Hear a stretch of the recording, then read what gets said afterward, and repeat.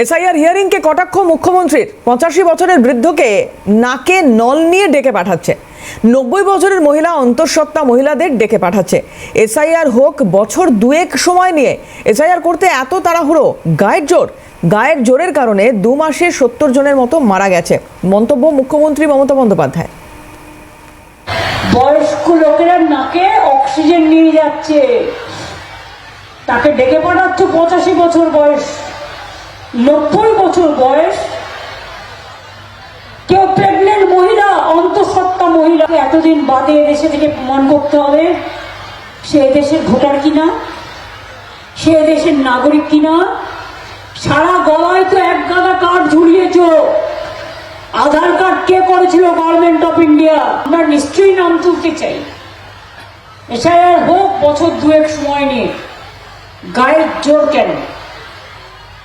গায়ের জোরে 2 মাসের মধ্যে 81 জন, প্রায় 70 জনের মতো মারা গেছে। বাদ বাকিরা সুইসাইড করতে গেছিল, হসপিটালে আছে।